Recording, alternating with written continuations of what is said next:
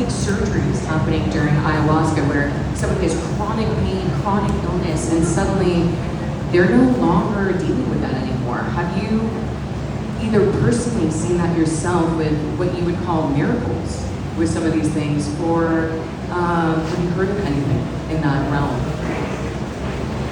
Yeah, I've seen actually, I have a friend of mine who, she heard about in high school that you could drink this special tea, and if you have any kind of like trauma from like a child or a dog, it's going to reprogram the brain to completely recalibrate the system.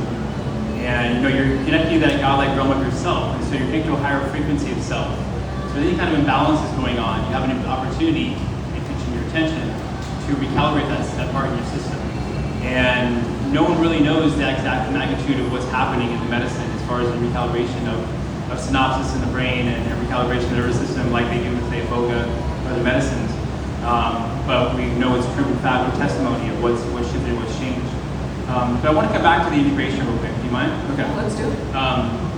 Half the work is drinking the medicine or receiving the medicine. The other half is how you integrate that experience. It's just as important. And so I have many friends of mine who go to the Amazon, have a beautiful experience of 7 days with ayahuasca, and then come back and have no really support.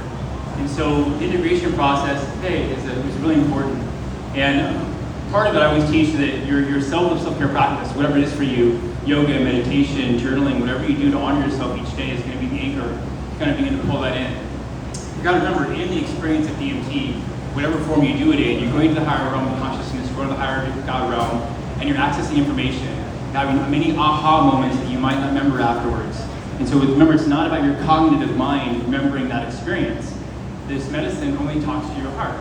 And so it's about your heart receiving that information, that download, that understanding, that clarity. And so it's sitting in your field. And so it's your job and your responsibility to learn how to access it. And so it comes to your self-care practice. I always coach journaling is the #1 way to do it, in my opinion. I coach you to actually not journal for at least 3 to 5 days, so that the system completely, energetically, mentally, emotionally, and physically receive the experience you've just now been through, and allow it to settle, kind of like a smoke boat. Let everything just settle to the bottom, settle in. And then you begin to chronologically order the journaling process. And so you just write down 8:05, walked in, got saved. 8:10, da-da-da-da. And then you just journal for 5 minutes. And then you put the pen down and you come back an hour later, a day later, a couple days later, when you feel called, journal another 5 minutes. And it begins to come down. All those aha moments you can't remember in the moment begin to come through. Because instead of trying to wrap it all into 1 hour of journaling, you have this incredible life-changing moment of shifting or download or understanding or shifting the entire frequency of your being. It takes some time to integrate that into your experience. And so it takes some time. Sometimes it takes a month to journal the entire experience. And you just do like 5 minutes at a time. Not 5 minutes from the journey, but meaning 5 minutes, you just go back for 5 minutes. And you begin to notice you do some kind of like channel journaling, where your hand just begins to write. And you begin to download things or remember things you didn't completely forgot about. And so that process of integration is the entire plug to all of it.